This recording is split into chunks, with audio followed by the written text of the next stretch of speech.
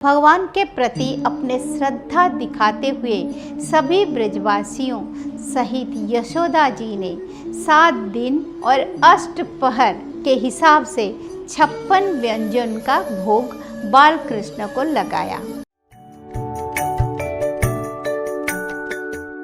तोदीयं वस्तु गोविंद तुभ्यमेव समर्पये गृहाण सम्मुखो भूत्वा प्रसिद्ध परमेश्वर।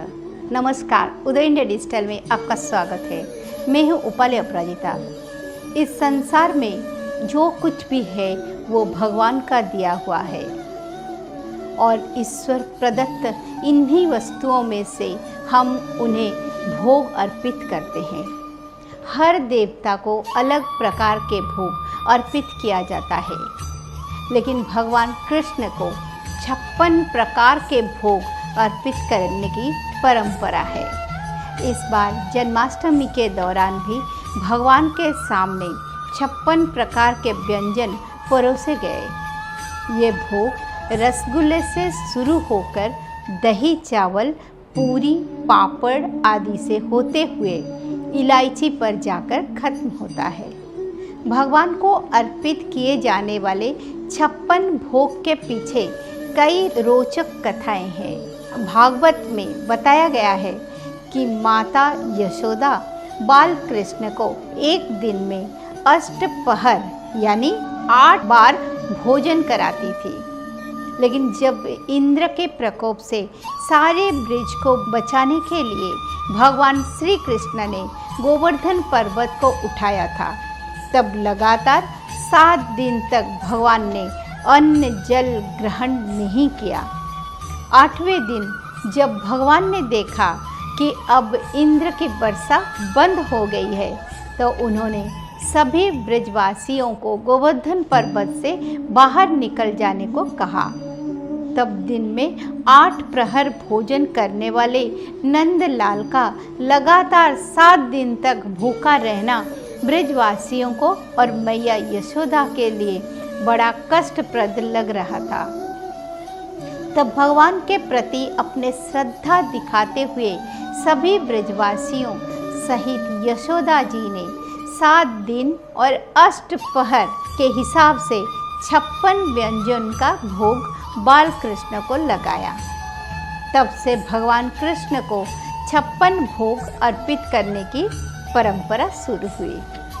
इसके अलावा 56 भोग के बारे में श्रीमद् भागवत में एक और कथा मिलती है। जब गोपियों ने 1 माह तक माँ कात्यायनी का व्रत किया, जिस दौरान उन्होंने भोर में यमुना में स्नान किया और कात्यायनी माँ की अर्चना भी इस मनोकामना से की कि उन्हें नंद कुमार ही पति रूप में प्राप्त हो। महीने भर के इस व्रत की समाप्ति और मनोकामना पूर्ण होने के उपलक्ष्य में भी उद्यापन स्वरूप गोपियों ने कान्हा को 56 भोग अर्पित किया। इसके अतिरिक्त गोलोक में भगवान श्री कृष्ण राधिका जी के साथ एक दिव्य कमल पर विराजते हैं। उस कमल की 3 परतें होती है। प्रथम परत में 8, दूसरे में 16 और तीसरे में 32 पंखुड़ियाँ होते हैं। प्रत्येक पंखुड़ी पर एक प्रमुख सखी और मध्य में भगवान विराजते हैं। इस तरह कुल पंखुड़ियों संख्या भी 56 होते हैं। इसीलिए भगवान को अर्पित किए हुए 56 भोग इसी संख्या में होते हैं।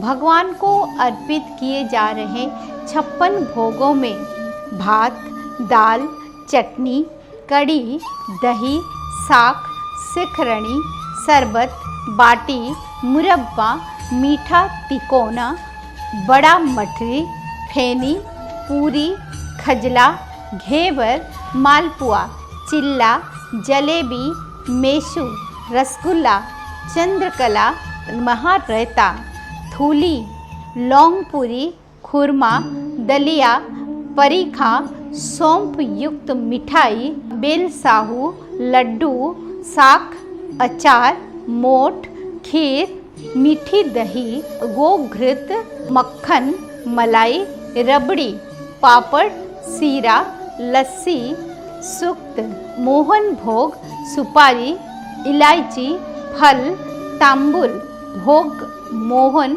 अर्पित किया जाता है। भगवान को अर्पित किए जाने वाले भोग में लवण यानी नमकीन, कासाय यानी कसेला, मधुर यानी मीठा, तिक्त यानी तीखा, कटु यानी कड़वा और अम्ल यानी खट्टा यानी सभी 9 तरह के स्वाद होते हैं। तो ये भी भगवान कृष्ण को अर्पित किए जाने वाले 56 भोग की कथा।